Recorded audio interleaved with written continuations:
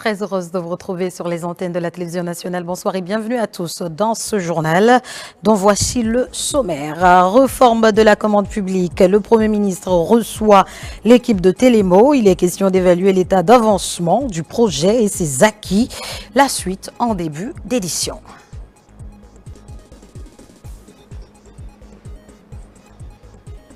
Journée de l'enfant africain sous 16 juin, un hommage rendu aux écoliers tués il y a 50 ans en Afrique du Sud.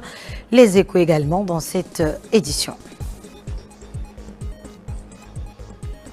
D'ici la fin de ce journal, mesdames et messieurs, nous ferons un tour au royaume chérifien, précisément à Rabat où s'est déroulé le tout premier des 5 volets des essentiels des littératures africaines et diasporiques. C'est tout pour le sommaire.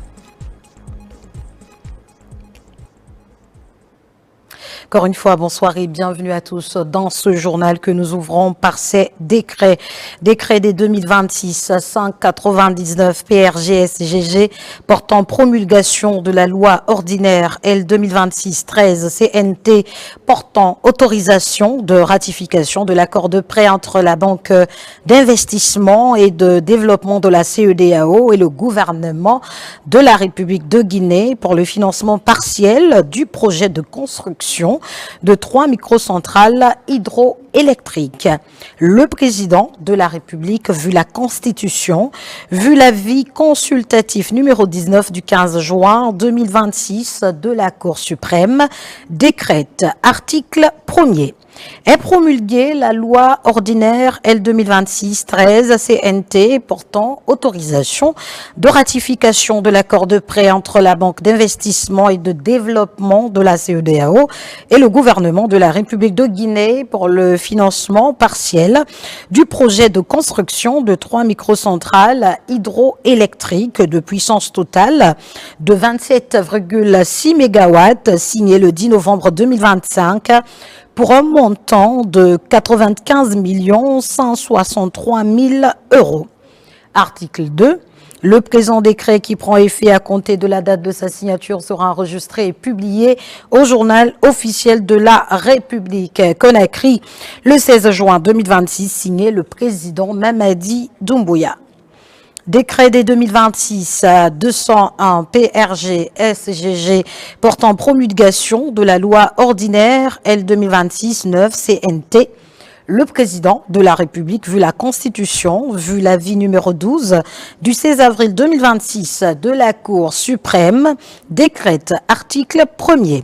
Est promulguée la loi ordinaire L 2026-9 CNT portant autorisation de ratification de l'accord de prêt concessionnel entre le gouvernement de la République de Guinée et la Banque d'import-export de Chine relatif à la réalisation du projet Guinea Safe City signé le 30 juin 2025, article 2. Le présent décret qui abroge toutes dispositions antérieures contraires prend effet à compter de la date de sa signature et sera enregistré et publié au journal officiel de la République. Conakry, le 16 juin 2026, signé le président Mamadi Doumbouya. Décret des 2026-203 PRG-SGG portant promulgation de la loi organique LO 2026-7 CNT portant composition, organisation et fonctionnement de la Commission nationale de l'éducation civique et des droits humains. Le président de la République, vu la Constitution, vu l'avis consultatif numéro 14 du 17 avril 2026 de la Cour suprême, décrète article 1er. Est promulguée la loi organique LO 2026-7 CNT portant composition, organisation et fonctionnement de la Commission nationale de l'éducation civique et des droits humains. Article 2. Le présent décret qui prend effet à compter de la date de sa signature sera enregistré et publié au journal officiel de la République. Conakry, le 16 juin 2026, signé le président Mamadi Doumbouya.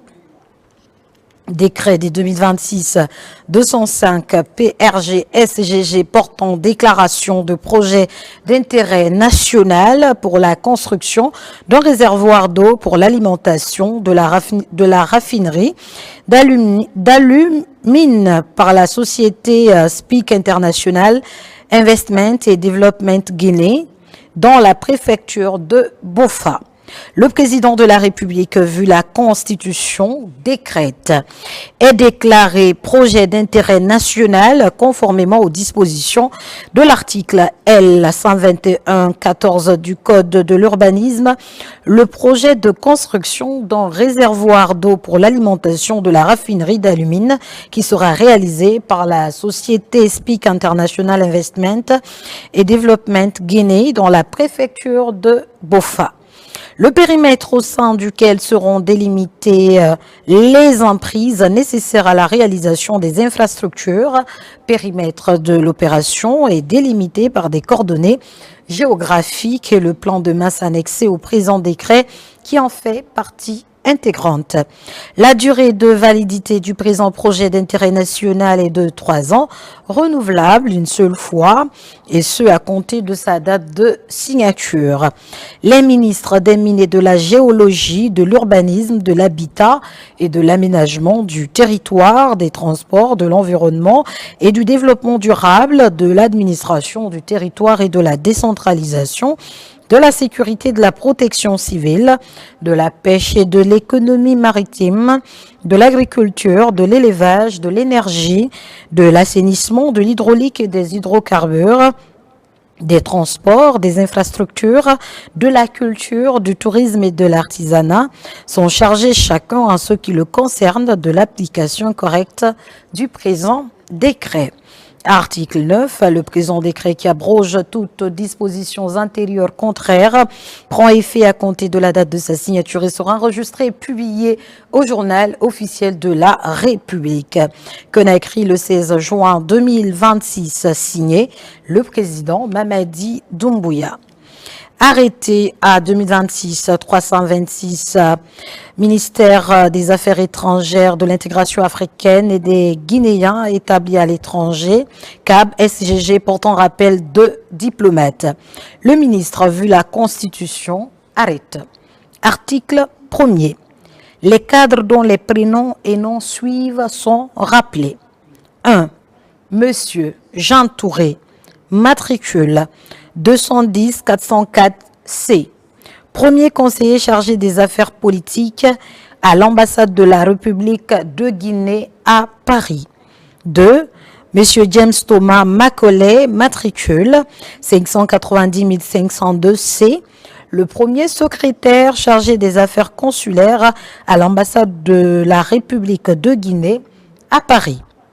3.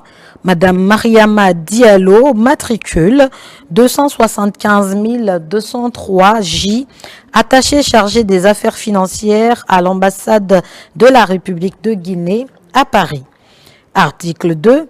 Le présent arrêté qui abroge toutes dispositions antérieures contraires prend effet à compter de sa date de signature et sera enregistré et publié au journal officiel de la République. Conakry le 16 juin 2026, signé Dr Morissanda Kouyaté, prix Nelson Mandela des Nations Unies, commandeur de l'Ordre national du Colatier.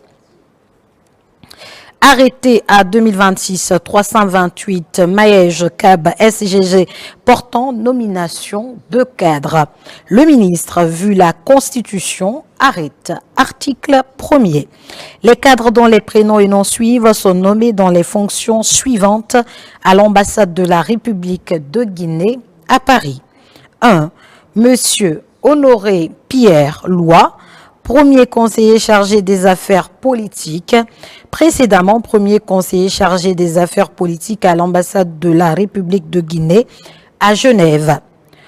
2. Monsieur Bernard Katambadouno, deuxième conseiller chargé de la logistique. 3. Monsieur Ali Keïta, deuxième conseiller chargé de la communication et des relations publiques, précédemment correspondant de la RTG pour la zone Europe. 4. Monsieur Mori Konaté, premier secrétaire chargé du protocole, précédemment chef service visite officielle à la direction générale du protocole au Maège. 5. Monsieur Mamadi Touré, premier conseiller chargé des affaires consulaires, précédemment consultant international. 6. Monsieur Mamadouba Kamara, deuxième secrétaire protocole adjoint. 7. Madame Roudiatou Kamara, attachée d'ambassade. Article 2. Le présent arrêté qui abroge toutes dispositions antérieures contraires prend effet à compter de la date de sa signature et sera enregistré et publié au journal officiel de la République. Conakry le 16 juin 2026, signé Dr Morissanda Kouyaté, prix Nelson Mandela des Nations Unies, commandeur de l'ordre national du Colatier. Je vous le disais donc au sommaire, la modernisation de la commande publique se poursuit en Guinée. Le Premier ministre Amadou Ouriba a reçu le comité de pilotage de Télémo, le système intégré des marchés publics. Cette 8e session a permis d'évaluer l'état d'avancement du projet, aussi présenter les acquis enregistrés avant de confirmer son entrée en exploitation officielle prévue le 1er juillet prochain. Ousmane Bangora pour en savoir plus. Au cœur de la stratégie de transformation numérique de l'administration, Télémo s'inscrit parmi les réformes structurantes engagées par l'État. Devant le Premier ministre, les responsables du projet font le point sur les progrès réalisés dans le déploiement de cette plateforme destinée à dématérialiser les procédures de passation des marchés publics et en a amélioré la gestion. Télémo est l'unique guichet de la commande publique. Aucun ministère sectoriel, aucune autorité contractante ne pourra souscrire à un marché public sans passer par la plateforme Télémo.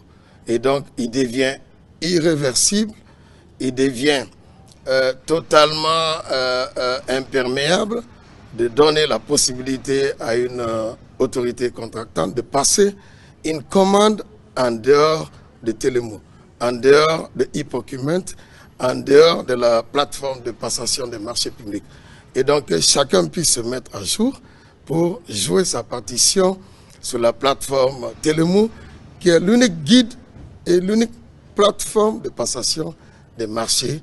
Autrement dit, ne viendra pas à la passation celui qui n'est pas sur la plateforme Télémo, qui devient donc irréversible pour l'État guinéen, telle que la volonté de M. le Président, telle que la volonté également de l'ensemble du gouvernement pour une Guinée tendant vers des pratiques plus standardisées à l'image des pays de la sous-région et à l'image aussi d'autres pays qui prennent la bonne gouvernance, la bonne pratique et avec un outil fédérateur qui est à l'avantage de l'ensemble de la population, puisque in fine, c'est des économies qui sont réalisées, c'est l'inclusion, c'est la transparence et c'est une modernisation de la gestion de nos finances publiques et qui va donc nous permettre d'avoir un climat des affaires totalement assaini pour une attractivité des investisseurs dans notre pays. À travers cette plateforme, les autorités entendent promouvoir davantage de transparence,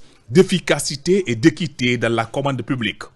Plus de 200 entreprises privées sont déjà enregistrées sur le système, tandis que plusieurs services déconcentrés poursuivent leur intégration au dispositif.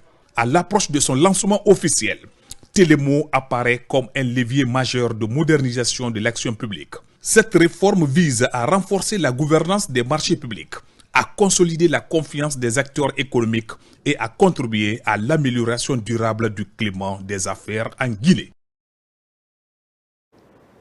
Les 48 heures de la femme guinéenne, la 3e édition a tenu toutes ses promesses. Organisée par l'ONG Force des Femmes, l'événement a mis l'accent sur le partage d'expériences des femmes guinéennes d'ici et de la diaspora. À la suite avec Abdul Karim Kamara. Après plusieurs mois d'apprentissage, ces jeunes filles et femmes sont désormais des professionnels en conduite d'engins lourds, notamment la chargeuse. Une formation initiée par Force des Femmes à travers son programme de formation et d'employabilité des femmes au compte de Simandou 2040. La consécration de ces 25 femmes coïncide avec la 3e édition des 48 heures de la femme. Cette année, l'événement se veut un espace d'inspiration pour celles qui hésitent encore à se construire. Mes sincères remerciements au président de la République, son Excellence, le général Mamadi Doumbouya, qui a dédié son mandat aux femmes. Depuis sa première édition, les 48 heures de la femme en Guinée, Chaque édition a produit des recommandations, forgé des alliances et surtout démontré que les femmes guinéennes, qu'elles soient à Conakry, à Labé, à Zénkoré ou à Paris, Bruxelles ou Montréal, partagent une même aspiration fondamentale. L'acte 3 des 48 heures de la femme porte sur le thème Femmes de la diaspora, retour, intégration, action. Pour l'occasion, des femmes guinéennes ayant construit leur vie ailleurs sont invitées pour animer des panels, une manière de connecter la diaspora au pays d'origine. Franchement, c'est toujours bien de valoriser la femme, de propulser la femme à un rang qu'elle mérite, donc de savoir que les femmes ont autant de droits que les hommes, ça fait toujours plaisir et ça me fait plaisir, moi, de faire partie de ça. Dans la salle, plusieurs femmes entrepreneurs sont édifiées sur des sujets comme entrepreneuriat et investissement ou encore emploi et intégration professionnelle. Le développement de la Guinée doit être un développement inclusif, un développement où aucune femme ne doit être laissée pour compte. Un développement où la femme guinéenne, qu'elle vive sur le territoire national ou pas, trouve toute sa place. Chères femmes de la diaspora, la Guinée qui vous a vu partir avec des rêves est prête à vous accueillir avec vos réussites. Tous les actes que nous posons est toujours bien récompensé. Soyez audacieuses, formez-vous, tirez les autres, parlez du bien, pensez du bien. Soyez des croyants et je vous jure que la clé de la réussite viendra à vous. Ces 48 heures consacrées à la femme sont aussi ponctuées par des activités caritatives, le tourisme, les prestations artistiques, le tout taillé sur la formation de la gente féminine comme levier indispensable pour l'autonomisation économique. Je vous le disais au sommaire, la Guinée célèbre ce 16 juin la journée de l'enfant africain. Un hommage rendu aux écoliers tués en Afrique du Sud il y a 50 ans. La cérémonie intervient dans le cadre du mois de l'enfant. Alkali Kobele Keïta, Mohamed de Camara. Le 16 juin 1976 est une date que l'Afrique tout entière garde encore en mémoire. Il y a 50 ans maintenant, des écoliers noirs ont été massacrés à Soweto, en Afrique du Sud, suite à la revendication de leurs droits à une éducation de qualité.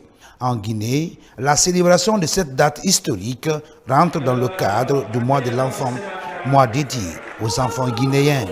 Le thème choisi pour cette année par l'Union africaine est « Garantir l'accès universel à l'eau, à l'assainissement et à l'hygiène pour chaque enfant en Afrique ». L'accès à l'eau, l'hygiène et à l'assainissement n'est pas un privilège. C'est un droit humain fondamental inscrit dans la Convention relative aux droits de l'enfant ainsi que dans la Charte africaine des droits et du bien-être de l'enfant. Face à cette urgence, le Parlement des enfants de Guinée demande des actions immédiates et concrètes. À cet effet, nous sollicitons de l'eau potable dans chaque école ainsi que des toilettes dignes et séparées. Le ministère de la Femme, de la Famille et des Solidarités, appuyé par les partenaires techniques et financiers, mène des stratégies nécessaires pour le bien-être des enfants guinéens. Nous soutenons le leadership du gouvernement de la République de Guinée, qui place les droits des enfants au cœur des politiques publiques, ainsi que de l'engagement des collectivités locales, de la société civile, du secteur privé et des partenaires techniques et financiers qui œuvrent chaque jour pour bâtir un avenir meilleur pour chaque enfant. Chaque enfant qui grandit dans la dignité représente une promesse d'avenir pour notre nation. Chaque enfant qui accède à l'eau potable, qui apprend dans un environnement sain et qui bénéficie d'une protection adaptée devient un citoyen capable de contribuer au développement de son pays. Parler d'eau potable, d'hygiène et d'assainissement, c'est parler de bien plus que d'infrastructures. C'est parler de santé, c'est parler d'éducation, c'est parler d'égalité des chances, c'est parler de dignité humaine, c'est parler surtout de la vie. Autre moment fort de cette cérémonie, c'est la tenue de ce panel de haut niveau sur le thème de cette année. Des promesses ont été tenues pour la réalisation prochaine des milieux de points d'eau et des latrines en faveur de l'épanouissement des enfants guinéens. Protection de la petite enfance. L'autorité de régulation des jeux passe à la vitesse supérieure. Elle interdit les paris sportifs et autres pratiques aux mineurs partout sur le territoire national. À travers un point de presse, la direction générale invite les chefs de famille et sociétés de jeux à la vigilance. Moussa Bangora pour en savoir plus. Dans sa mission régalienne d'encadrer, réguler et protéger le secteur des jeux, l'autorité de régulation du secteur des jeux et pratiques assimilées dans sa campagne « Joueurs responsables » hausse le ton contre certaines pratiques. À travers ce point de presse, invite a été faite à tous pour le retrait des mineurs dans les différents jeux, surtout en cette période de Coupe du Monde. Prenez le temps souvent de vérifier ce que les enfants font avec ce téléphone. Est-ce qu'il a installé un compte joueur dessus ou pas? C'est votre devoir de le faire. Sur les réseaux physiques, nous interdisons carrément aux opérateurs qui sont autorisés à ce jeu à ce que les mineurs puissent aller dans les kiosques et pouvoir payer un ticket de jeu.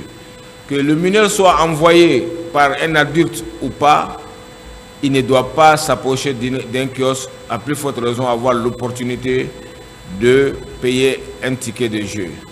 Les mineurs ne doivent pas être reçus dans les zones où vous faites de la vente. Donc nous en appelons à la responsabilité des opérateurs sur ce plan.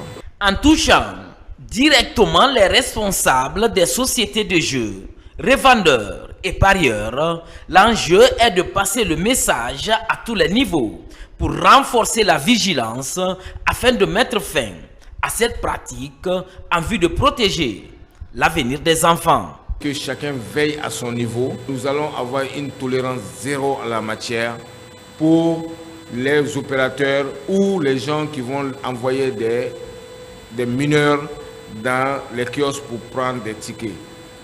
Tout revendeur, comme nous allons voir dans ça, et le revendeur et la société se verront infliger des sanctions à hauteur de l'acte. 156 est le numéro vert de l'institution.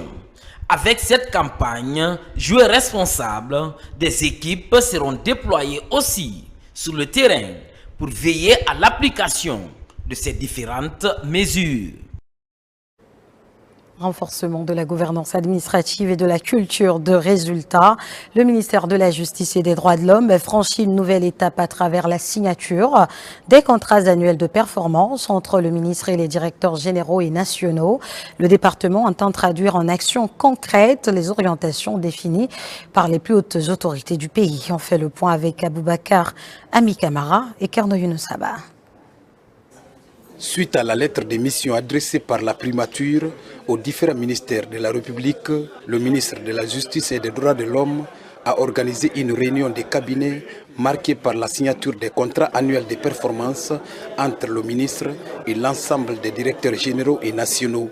Par cet acte, les responsables du département s'engagent à mettre en œuvre leurs missions conformément aux orientations des autorités afin d'atteindre les objectifs fixés. À travers cet acte, le centre s'engage, conformément à la politique du gouvernement en matière de formation judiciaire, à mettre en place tout ce qui est procédure de formation aussi bien continue, tout ce qui est procédure de formation initiale. C'est en fonction de ce contrat de performance et de la lettre de mission et du plan d'action opérationnel qu'il va travailler pour atteindre les objectifs déclinés dans la lettre de mission du département. Nous allons suivre les départements dans la mise en œuvre du plan d'action opérationnel, dans l'atteinte des objectifs. Le ministre de la Justice, Ibrahim Serdou Tounkara, a invité les directeurs et cadres sectoriels à faire preuve de professionnalisme et de rigueur dans l'exécution de leurs missions. Le mois passé, on a reçu à la primature, c'est-à-dire l'ensemble des départements ministériels, les lettres de mission dans lesquelles sont assignées les différentes missions de l'ensemble des ministères. Au vu de cela, que nous également, nous avons procédé à l'interne à faire des contrats de performance. Donc c'est ce qu'on vient de remettre aujourd'hui à nos cadres. À travers ces contrats de performance, les missions de chaque direction sont définies à l'intérieur et nous attendons que ces missions soient accomplies dans les meilleures conditions. La signature des contrats de performance constitue un engagement qui oblige les responsables à renforcer l'efficacité et la qualité des services. À cette occasion, chaque directeur a réaffirmé sa volonté de travailler avec responsabilité, rigueur et esprit de résultat. Dans un autre registre, après l'étape de la deuxième région militaire de la baie, la mission de contrôle et d'inspection des forces de défense et de sécurité se poursuit dans la première région militaire, de la portion de Kindia aux unités de gendarmerie, en passant par les compagnies d'infanterie de Madinaoula et l'INSAN. L'inspecteur général des forces armées, le général de brigade Sena Kamara, passe au peigne fin les réalités du terrain. Des précisions dans ce reportage de l'adjudant Abdul Kader Kamara, correspondant de la presse militaire.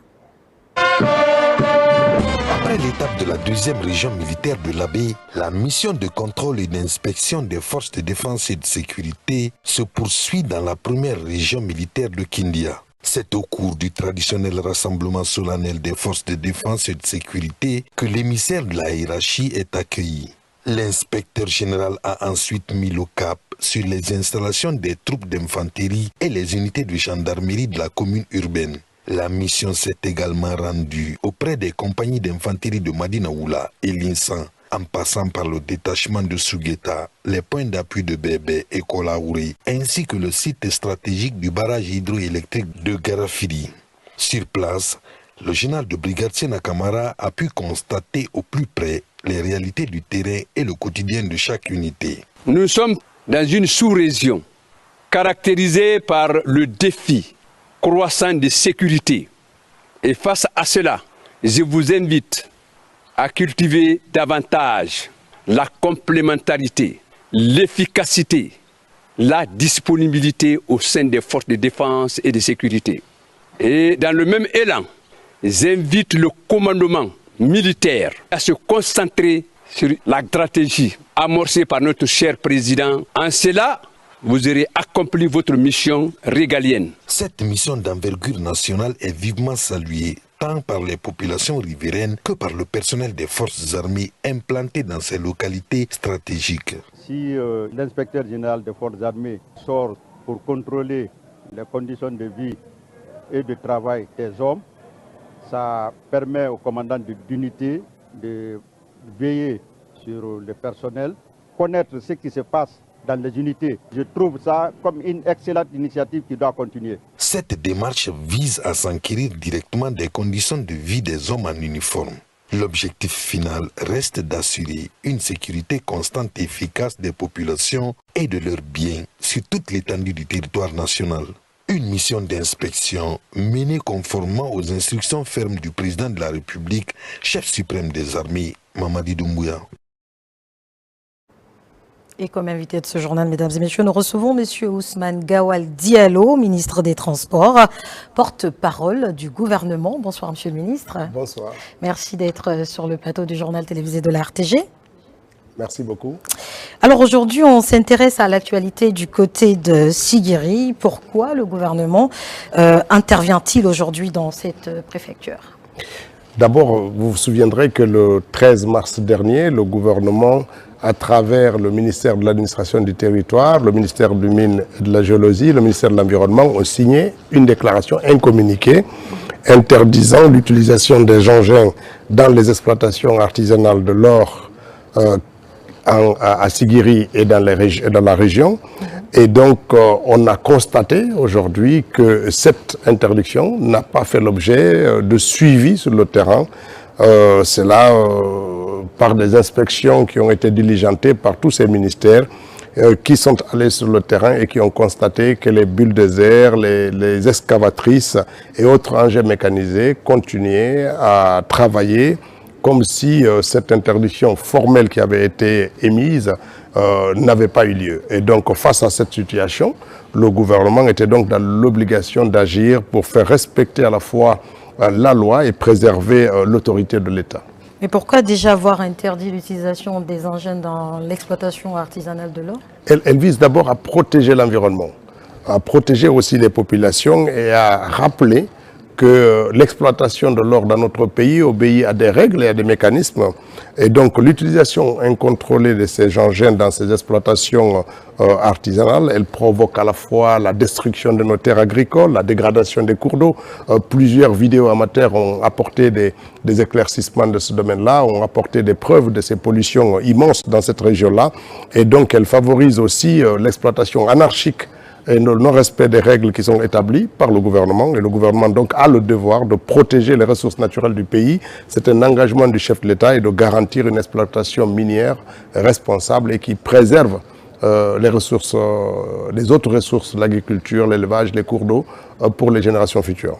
D'accord, et ça se voit clairement parce que tout à l'heure vous avez évoqué la question environnementale et parmi en tout cas ces cadres qui ont été entre griffes sanctionnés ou remerciés, il y a pas mal qui sont justement du ministère de l'Environnement et le préfet même a été révoqué. Pourquoi toutes ces mesures? Les inspections, comme je l'ai dit, qui ont été menées sur le terrain, à la fois par le ministère de l'Administration du Territoire, le ministère des Mines et de la Géologie, le ministère de l'Environnement, chacun en ce qui lui concerne, ont mené des inspections et cela a mis en évidence la défaillance grave dans l'application de l'instruction gouvernementale.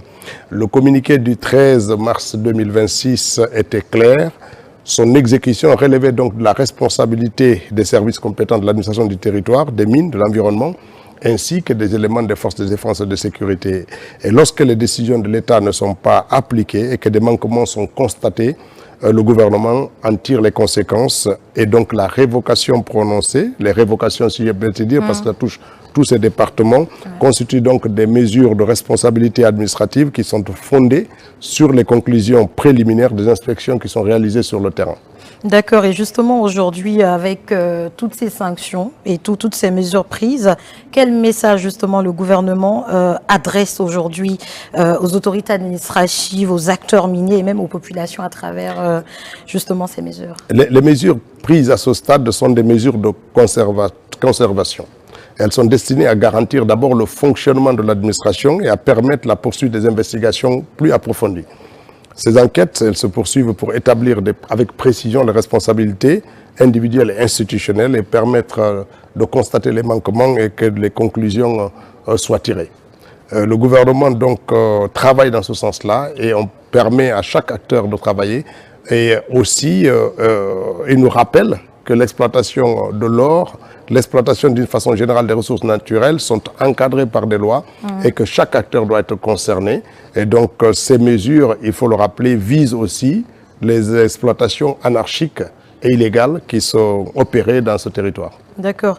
Et justement, Monsieur le ministre, je sais qu'il y a tant à dire. Malheureusement, ce programme il est un peu spécial. Peut-être que vous avez un message particulier avant de vous libérer? Contrairement à ce qui se dit également, le gouvernement ne vise pas à interdire l'exploitation traditionnelle où les artisans travaillent. Le gouvernement reconnaît l'importance de ces mesures économiques et sociales de l'exploitation traditionnelle et artisanale de l'or, mais l'objectif est de mettre fin aux pratiques illégales qui dénaturent à la fois cette activité et qui causent des dommages assez considérables à l'environnement et aux communautés locales. Donc le gouvernement demeure donc engagé à faire en sorte que tout ceci soit encadré par des lois et pour notre pays. Et c'est important que les populations sentent que le président de la République a fait du respect de l'autorité de l'État, de la protection de l'environnement et de la bonne gouvernance des ressources naturelles une priorité nationale. Et c'est important que ce message soit su. Le gouvernement donc sera ferme dans l'application des lois et du règlement en République de Guinée.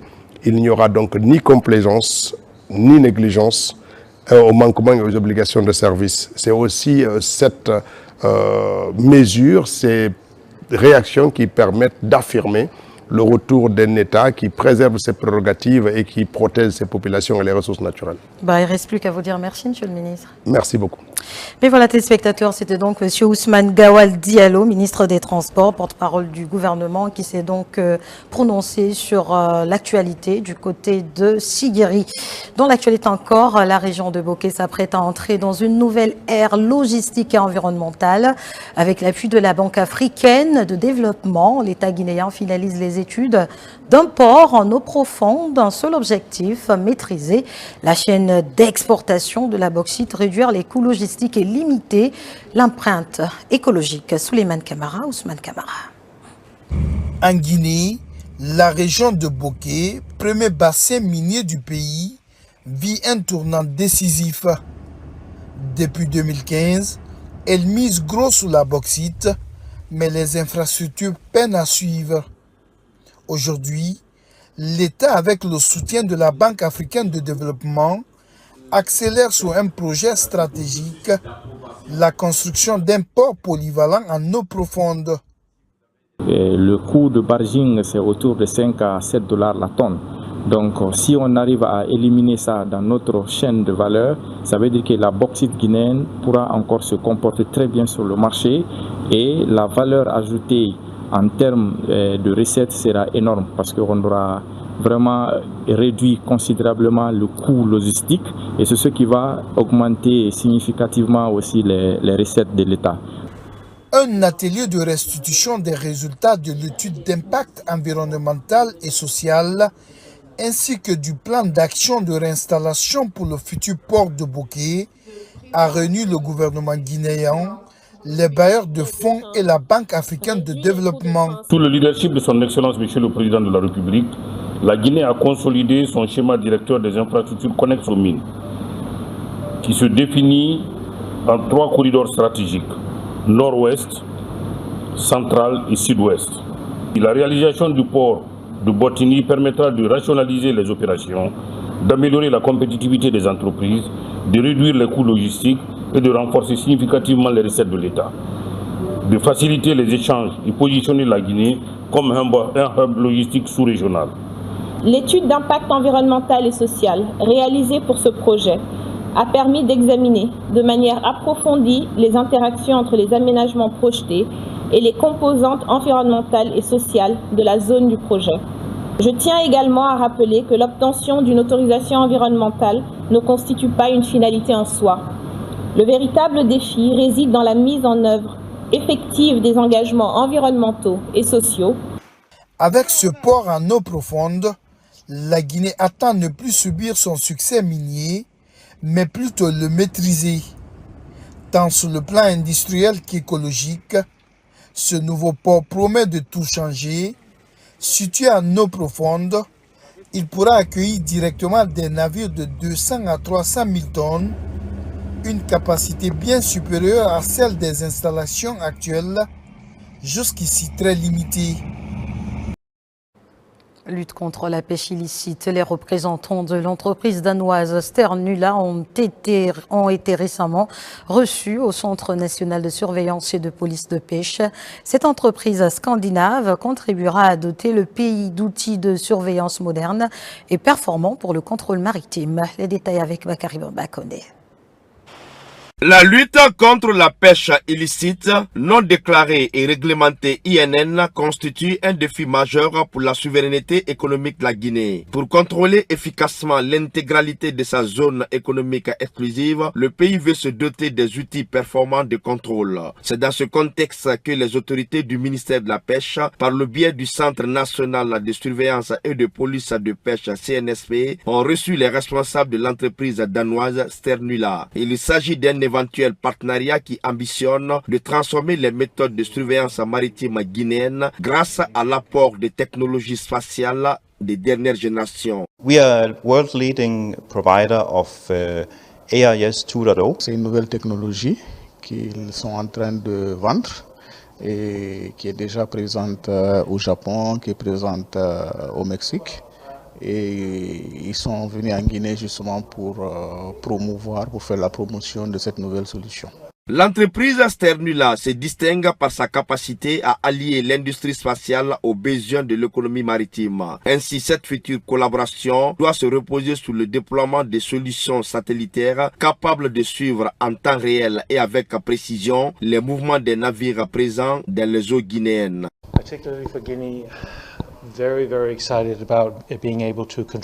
On aimerait justement pouvoir participer activement au projet Simandou, la vision opérationnelle et stratégique nationale, pour pouvoir, au travers de fonds d'investissement et d'exportation danois, pouvoir aussi partager et apporter des financements. Cette structure développe cette surveillance pour nous permettre d'être quelque part dans notre bureau, d'être quelque part même dans nos différents téléphones pour pouvoir surveiller efficacement, pour toujours avoir des outils performants, très performants, qui nous permettent davantage à lutter contre la pêche INN. Plus tôt dans la journée, ils ont été reçus par le ministre de la Pêche. En ouvrant donc la voie à la nouvelle technologie, la Guinée ne veut plus se contenter de surveiller ses mers. Elle cherche à les sécuriser intelligemment.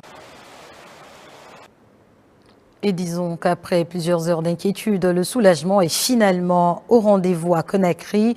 Les 308 pèlerins guinéens du 21e convoi dont l'aéronef avait été contraint de se dérouter vers Bamako à la suite d'une défaillance technique sur l'un des réacteurs provoquée par une collision avec un oiseau sont rentrés sains et saufs ce matin au pays. N'est-ce pas Marwan Kamara?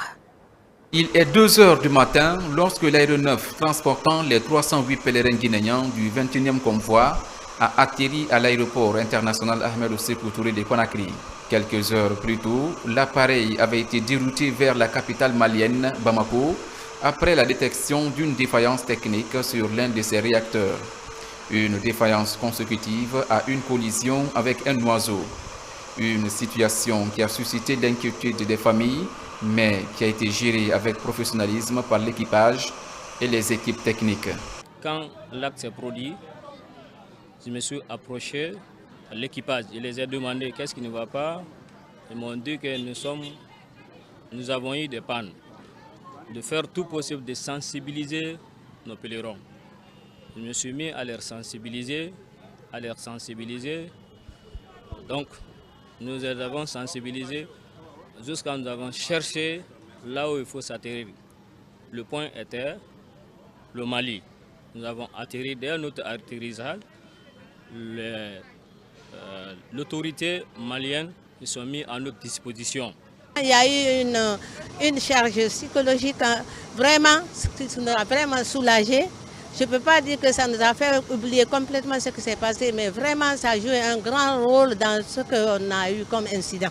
Cette arrivée met ainsi un terme à une situation qui aura mobilisé l'attention des autorités et les familles, heureuses de voir les pèlerins retourner au Bercail en toute sécurité. Depuis l'événement, le président nous a instruit de prendre toutes les dispositions pour que ces pèlerins soient bien sécurisés, bien encadrés, bien logés et bien restaurés.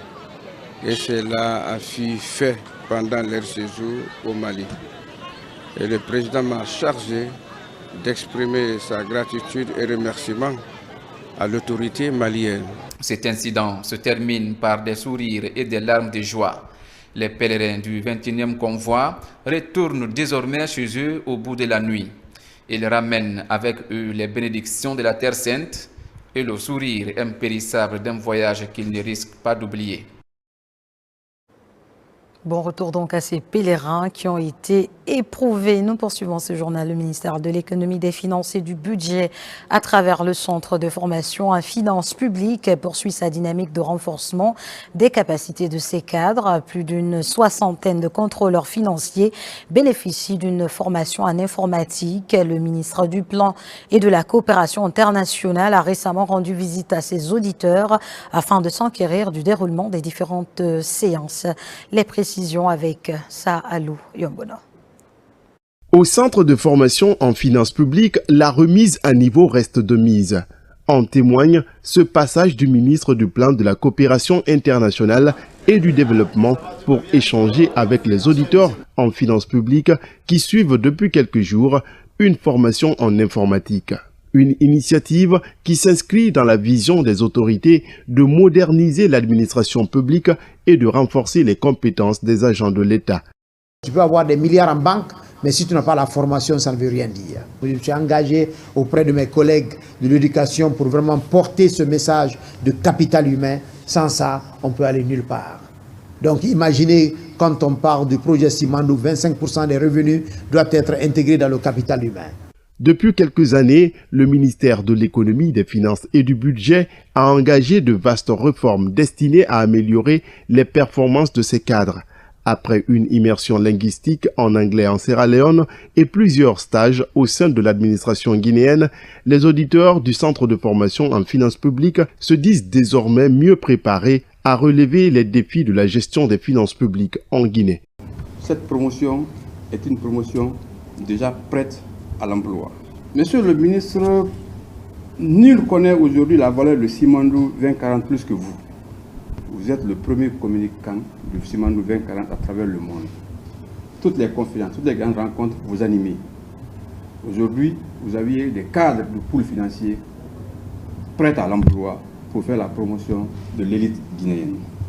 À travers ces programmes de remise à niveau continu, le gouvernement entend bâtir une administration publique plus performante, capable de répondre aux exigences de la modernisation de l'État et de soutenir efficacement les ambitions de développement de la Guinée.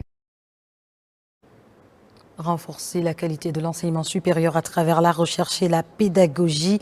Tel est l'enjeu du colloque international qui s'est ouvert ce matin à Conakry.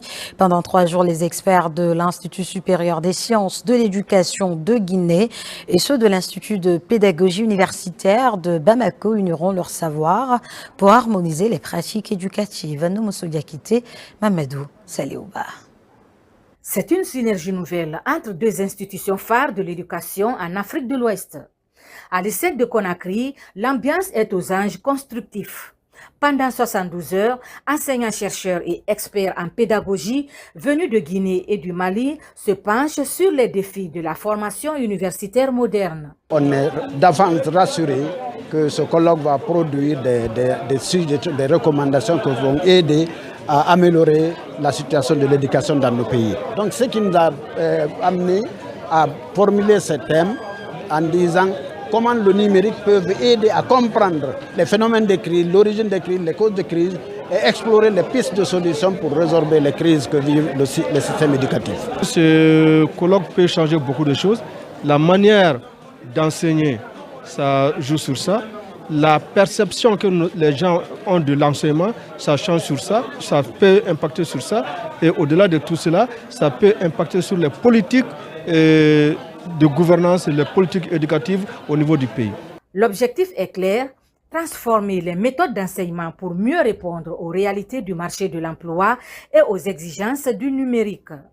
Entre l'ISEC de Conakry et l'IPU de Bamako, il s'agit de bâtir un socle commun de compétences. Ces 2 institutions permettent aux chercheurs guinéens et maliens, mais également d'autres pays africains, parce que j'avoue qu'il y a 10 pays africains qui sont représentés au sein de ce colloque, de venir en fait partager un peu leur production scientifique. Au menu de ces 3 jours de travaux, ateliers techniques et réflexions sur la gouvernance des universités. Au-delà des discours, les organisateurs veulent aboutir à des recommandations concrètes qui faciliteront la mobilité des savoirs entre Conakry et Bamako. États généraux régionaux de l'assainissement et de la salubrité publique. C'est au tour de la ville de Kankan d'abriter cette assemblée avec à la clé la remise des camions flambant neufs. Ces activités pilotées par l'Agence nationale de l'assainissement et de la salubrité publique mobilisent les acteurs clés de la région. L'objectif est clair, mettre en place des mécanismes nécessaires portés sur la promotion de l'hygiène publique. Aboubakar Diaby, Moussa Bangora. À Kankan, la tenue des États généraux régionaux de l'assainissement et de la salubrité publique suscite un vif enthousiasme chez tous les acteurs clés de la vie administrative locale. Autour de cette table, ces participants se penchent sur les mécanismes innovants afin de répondre aux défis importants liés à la professionnalisation de l'assainissement. Dans le Nabaya, la tenue des présents États généraux répond à cette nécessité. Elle traduit la volonté des autorités de créer un cadre de concertation permettant à l'ensemble des parties prenantes de faire un diagnostic objectif de la situation actuelle. Obligatoirement, nous devons être interpellés et nous devrons changer de comportement, avoir la conscience d'assainir, de vivre un esprit sain dans un corps sain. Donc acceptons d'adhérer à ce projet. Ce conclave constitue une circonstance favorable pour énumérer toutes les difficultés rencontrées dans la gestion des ordures à Cancan. La remise de cet important lot d'équipements d'assainissement, notamment ces engins roulants, à savoir un hydrocureur et un lève-conteneur, vient ainsi répondre aux besoins spécifiques de la salubrité publique. Le président, à travers le ministre de l'assainissement et de la salubrité publique, a en plus des 2 camions donné des kits d'assainissement pour procéder à l'assainissement intégral de l'ensemble des agglomérations de cette belle région. Le message qui accompagne, c'est un message d'encouragement et un message de prise de conscience collective aujourd'hui par rapport à la question de salubrité publique. Ici, les recommandations stratégiques sont formulées pour booster constamment l'hygiène et la santé publique au niveau local. Le ministère de l'assainissement, d'hydraulique et des hydrocarbures, à travers son maillon essentiel, l'ANASP, compte toucher les communautés de l'arrière-pays pour cultiver l'esprit de propriété et la bonne gestion des ordures en Guinée. Direction le royaume chérifien, plus précisément dans la ville Lumière. Là-bas s'est déroulé récemment le tout premier colloque des essentiels des littératures africaines et diasporiques, une initiative de la chaire des littératures et des arts africains de Rabat qui va déboucher sur la construction d'une bibliothèque essentielle. Cette bibliothèque qui va contenir la mémoire collective du continent sera logée dans la Maison des Mondes du Livre construite à l'occasion de Rabat, capitale mondiale du livre 2026 de l'UNESCO. Ousmane Ba et Alia Alamabangora sont nos envoyés spéciaux. Le développement communautaire et la participation citoyenne en faveur de la paix, de la cohésion sociale et le vivre ensemble constituent aujourd'hui l'un des axes prioritaires de la 5e République.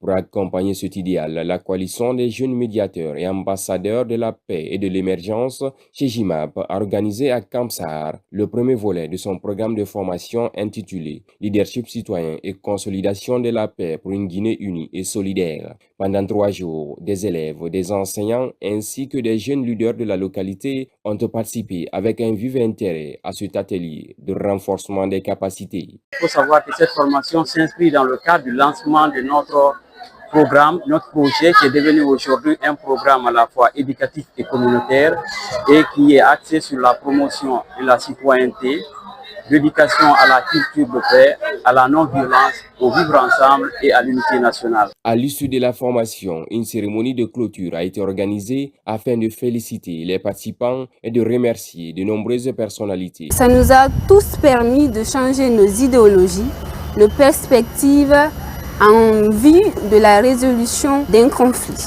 I hope you have trouvé cet atelier non seulement intéressant, mais aussi pertinent et qui vient répondre à nos aspirations pour Kamsar, pour nos communautés et même pour la Guinée. Pour sa toute première initiative à Kamsar, la CJMAP a déjà marqué les esprits dans la sous-préfecture. Son passage à Kawas, empreint d'émotion et de convivialité, ainsi que ses visites de courtoisie auprès de notables bagas et des autorités locales ont mis en valeur les recherches culturelles de la région tout en véhiculant un message fort de paix, d'unité nationale et de vivre ensemble.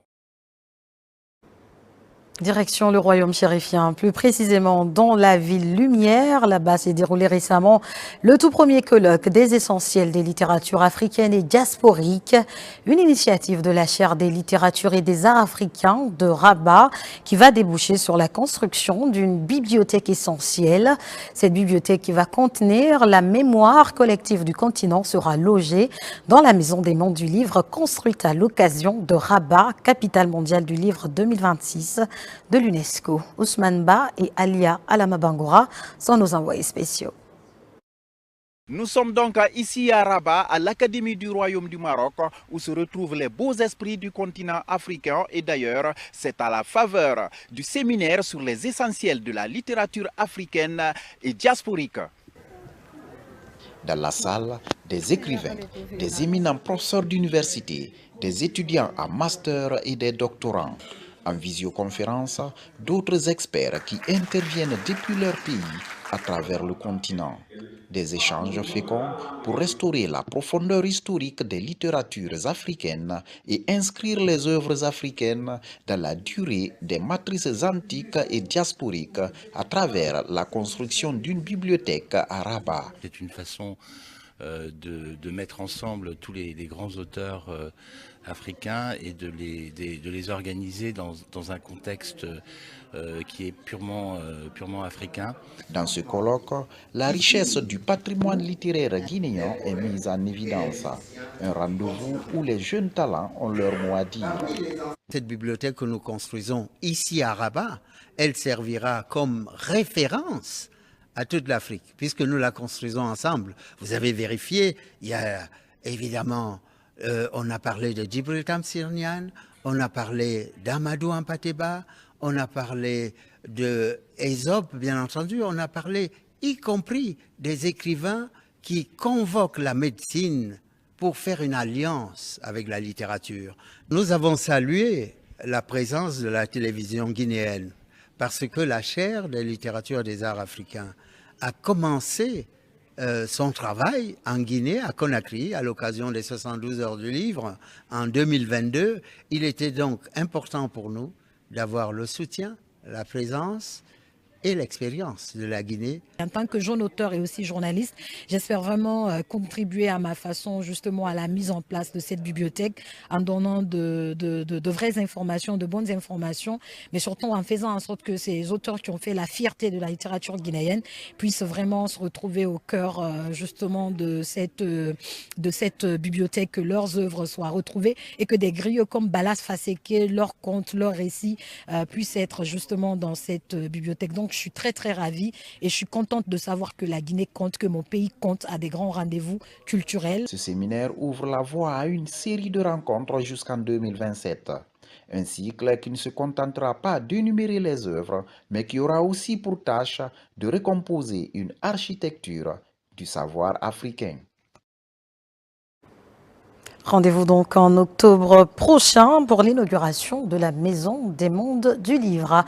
Ainsi s'achève ce journal. Merci à tous de l'avoir suivi. L'actualité se poursuit sur la Guinée, notre paradis, terre de richesse, d'opportunités et d'innovation. Bonsoir.